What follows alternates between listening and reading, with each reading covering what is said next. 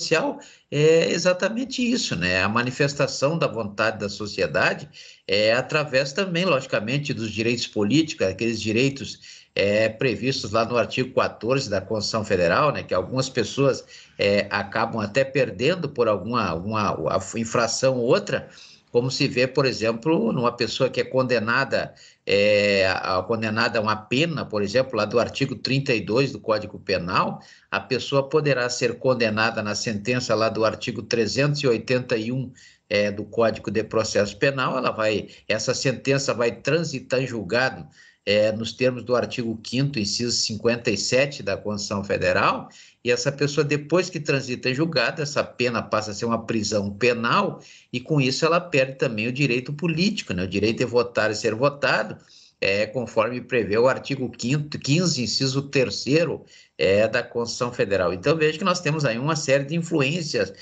nessa questão da observação do contrato social.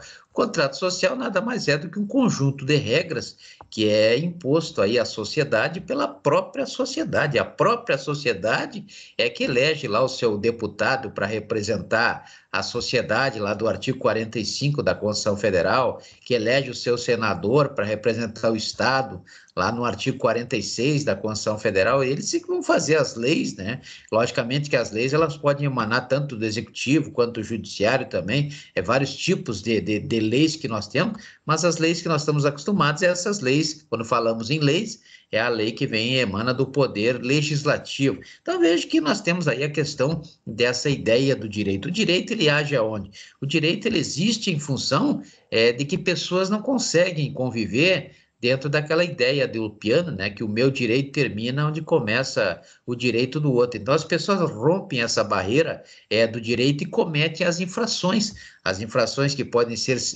administrativas, quando elas trazem como vítima aí, ou dano à administração pública, né, vítima é administração pública.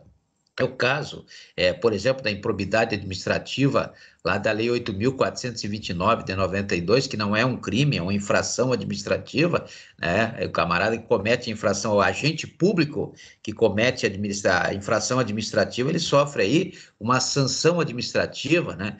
Pode ser aquela lá do artigo 38 da Lei 8.112 de 90, pode ser do artigo 170 da Lei Complementar número 39 de 93, se ele for agente público do Estado do Acre, pode ser do artigo 38 da Lei 1.794 de 2009, se ele for agente público do município de Rio Branco, etc. Então, nós temos aí uma série de sanções aplicadas àqueles que causam dano à administração pública, logicamente respeitada aí a proporcionalidade e o limite estabelecido pela lei, né? Na verdade, a lei ela traz um limite aos direitos, ela não libera os direitos, ela nos traz os direitos, ela não nos torna o direito absoluto.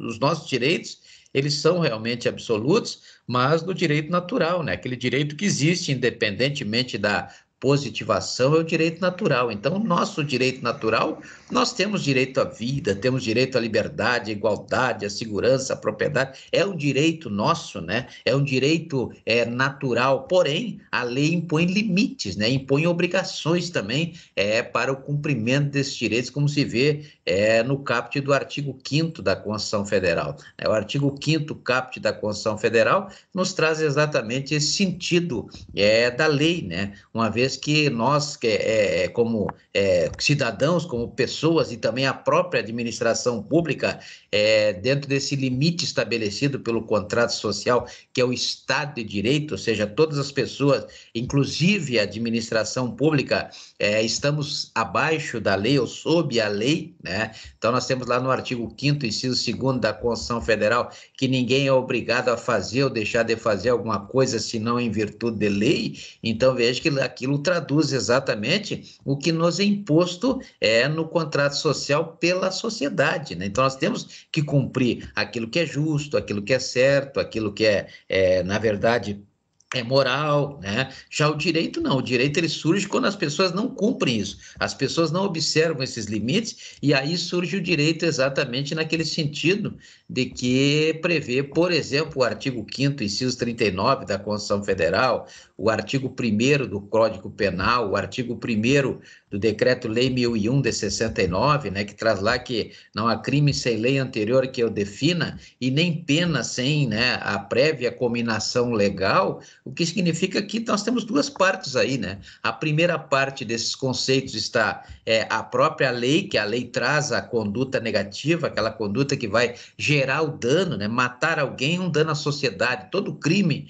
é um dano à sociedade, então a vítima do crime é a sociedade, né? Todo dano cível, a vítima ou é uma pessoa ou é um patrimônio, né? Sempre tem uma vítima, né? Então veja que o processo, o devido processo legal cível, a exemplo do que acontece no devido processo legal administrativo, também no devido processo legal criminal, como prevê o artigo 5º, inciso 54 da Constituição Federal, quando diz que ninguém será privado da sua liberdade ou dos seus direitos sem o devido processo legal. E dentro desse devido processo legal está a obrigação do Estado de oferecer, por exemplo, o contraditório e ampla defesa com todos os meios e recursos a ela inerentes, como prevê o artigo 5º, inciso 55, lá da Constituição Federal. Então, veja que todos têm direito, ou seja, o que significa isso? Que ninguém pode ser julgado, ninguém pode passar pelo devido processo legal sem ter a oportunidade de tentar se explicar, não é verdade? Não existe, o Estado não pode aplicar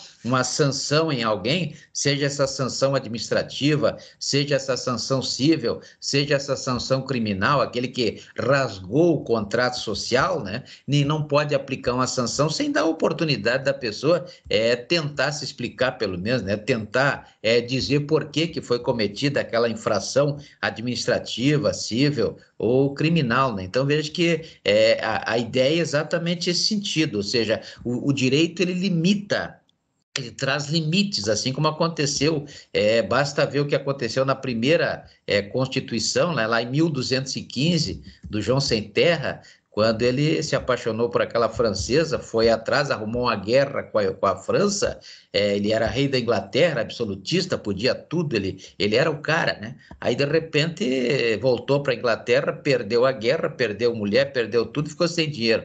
Aí voltou para a Inglaterra, começou a tributar o povo, né? Aí os marajás lá se juntaram na época, vamos fazer uma carta aqui com 40 condições e ele vai ter que governar exatamente dentro dessas 40 cláusulas aqui, as condições. Aí ele teve que aceitar e a partir dali ele deixou de ser aquele absolutista, aquele manda tudo, né? Passou a ter que cumprir exatamente aquilo que previa a Carta Magna em 1215 e assim foi o governo de João Sem Terra. Ali já dá para ver que a lei, na verdade, ela surgiu, a Carta Magna, para impor um limite à administração pública da Inglaterra naquela época. E também um limite à sociedade, né? Eu tenho direito de ir e vir, está lá no artigo 5º, inciso 15 da Constituição Federal, mas esse direito de ir e vir ele é limitado, por exemplo, pelo direito do artigo 5º, inciso 11, né? Que a casa é asilo inviolável, só podendo nela penetrar, etc, etc. E aí temos também lá no artigo 5º, inciso 4º, o direito à liberdade de manifestação, só sendo vedado aí para esse pensamento ser manifestado o anonimato, né? Mas temos aí o limite é exatamente a honra das pessoas, ou seja, eu não posso, porque eu tenho liberdade de manifestação de pensamento, e agora nós temos aí o projeto de lei 2630 de 2022, que vai trazer a lei da fake news, né? A primeira lei da fake news, exatamente nesse sentido, ou seja, estabelecer um limite para quando é que termina a minha liberdade de manifestação e quando é que começa a honra, o direito à honra da pessoa, né? Então, não posso cometer calúnia do artigo 138, não posso cometer difamação do artigo 139, não posso cometer injúria do artigo 140, né?